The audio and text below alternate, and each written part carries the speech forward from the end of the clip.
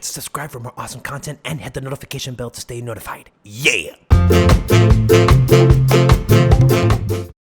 What's going on, fellow viewers? Steampunk J here, coming at you from a humble art studio, continuing on with another session of speed drawing cosplay. First of all, how are you doing? I hope that you're doing good. I hope that everything is going great, that you're staying safe, that you're staying healthy, and most importantly, that you're still staying creatively active. In this day and age, I and many other artists continue to have the same old problem, and that is having these art blocks that still continue to ponder our minds. And so whenever I feel like I've run out of inspiration, then all I have to do is just simply go online, or in this case, to Instagram, and just look for more creative ideas there. Now most artists, they look at paintings and drawings of other artists so they can get inspiration from. I, on the other hand, look at another form of art that continues to inspire me every single day: cosplay. I have so much love for the cosplayers out there in the world that just take their love for either gaming or animation or whatever form of entertainment that they get their entertainment from, and they just bring them to life in the form of putting together costumes and just transforming themselves into the person that they really wanted to be. It's almost like Halloween, except that Halloween comes every other day other than October 31st.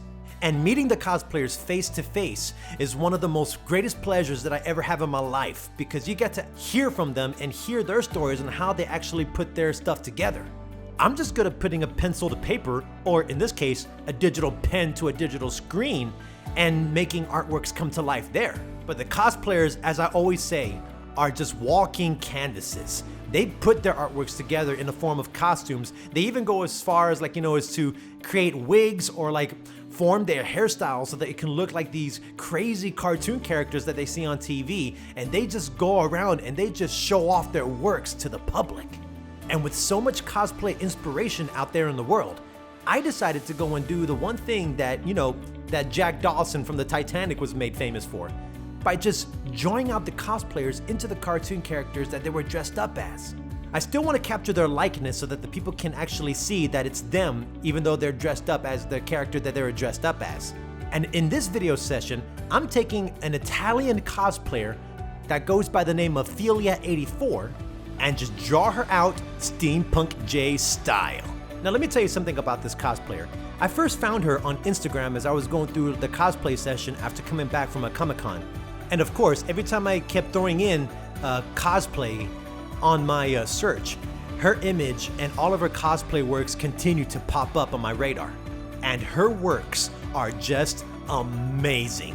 And I encourage all my fellow artists and art fans out there to give this artist a look up. It's Felia84 on Instagram.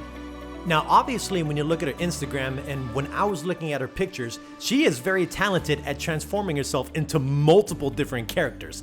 She doesn't really have a set character that she just sticks with.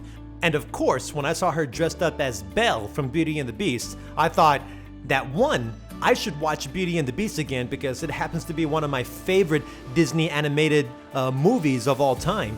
And also because she just looks so gorgeous in that golden gown. I also like that little extra touch where she is holding a rose from the movie as well. And so here we are, another speed drawing video where I'm going to be drawing Felia84 dressing up as Belle from Beauty and the Beast. Now what I do to get ready for this drawing is that I actually print out a picture of the actual photo, draw an outline around her, and then put it back into the computer so that I can redraw the outlines on Illustrator. Now for the majority of my drawings, I use Illustrator for my outlines because it gives me nicer and smoother and cleaner lines compared to the other programs. And because they have me drawing vector lines, it always comes out very smooth, and I just like the way that the lines go compared to when I try to draw the outlines on other programs. And before I outline the body, I always start with the character's face. Now let me tell you this, my fellow artists and art fans out there, if there is anything on a drawing that can make or break a picture, it's the face. To me, that is one of the most difficult and most challenging things as an artist that I ever have to do whenever I get started on a project. And of course, I make a lot of mistakes, I make a lot of redraws every time I draw a certain line or every time I pull back from a face so I can get a much better look. If it doesn't look at least a smidge of the character, then I just scrap it and I start all over. I'm not the only one that has this problem. Almost every other artist out there in the world has one part of a drawing that they always seem to struggle with.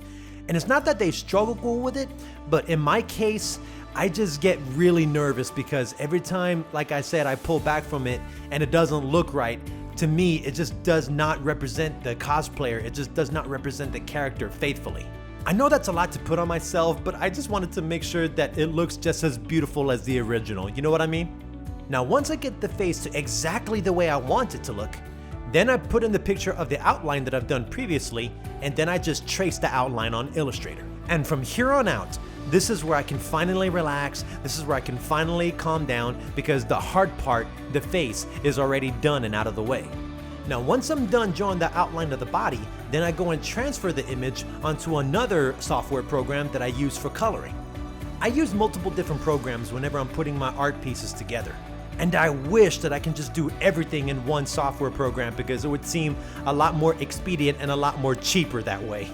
But each software has its own uses and its own strengths and weaknesses, and when I combine them all, it helps me create one of the best pictures that I can possibly make. Coloring is a lot more time consuming compared to the other parts of the drawing that I have to do. First filling in the base colors, and then going into the fun parts, which is adding in the shadows, highlights, that gives the image more definition and therefore makes it come more to life.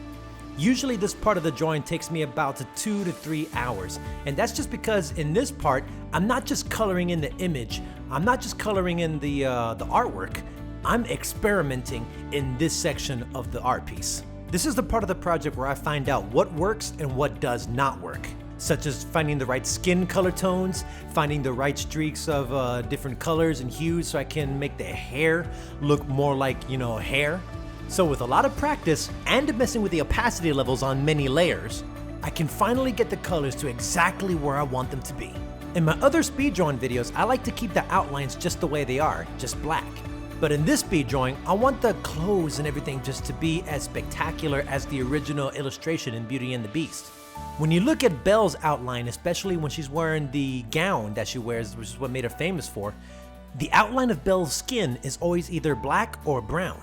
But when you look at the golden ball gown that she wears, all the outlines in the outfit that she's wearing is all white, which gives the impression that her gown is almost glowing. Of course, you got the yellow colors that help make her stand out, but when you add the outlines to it, like I said, it just helps her make her look like she seems to be radiating sunlight from her. Using colors like yellow and gold and orange, I had to make sure that I get Belle's ball gown just as perfect and as beautiful as in the animated movie. Now, when it comes to the rose, I had to do a lot of thinking about how I was going to tackle the rose. I could either choose the simple way and just color in the rose and not do anything special with it, but I wanted the rose to be just as spectacular. I wanted the rose to look just like and feel like and look like it is an enchanted rose. You know, when people saw Beauty and the Beast for the first time, when the rose is brought up, the rose is glowing, it's illuminating light, it's like magic seems to be pouring from it. And I am happy to say that this is the first time that I ever tackled something that seems to be radiating light from it. So once I finished coloring the base colors of the rose, I had to use a special brush so that it can look like it's radiating light from it, and then using just little pecks of the paintbrush to make it look like even glimpses of like pixie dust or like magic powder is flowing out or oozing out from the rose itself. And I realized that I just came up with another word for it, magic powder. I should have just stuck with pixie dust, but when my mind trails off and just makes up, words because I can't put stuff together. Oh man, it's tough being me sometimes. Now before I wrap up this video, I just want to give one more shout out to cosplayer Felia84. Make sure that you check out her Instagram page so you can see all of her amazing works there. And if you know any more cosplayers out there that you would like me to draw next, then please leave them in the comments below or send me the links down below so I can take a look. And who knows, maybe you could even recommend yourself and you could end up in my next speed drawing cosplay video. And there you have it, the finished drawing of Ophelia84 cosplayer dressed up as Belle from Beauty and the Beast. I thank you so much for watching the speed drawing video, and if you like my drawing, don't forget to leave a like and leave a comment down below. I'd love to hear what you guys think about my art piece. And if you really like my content and want to continue to follow me on my artistic journey, then don't forget to subscribe for more awesome content and hit that notification bell to stay notified. To all my fellow artists and art fans out there, this is Steampunk J, and always remember to keep on drawing.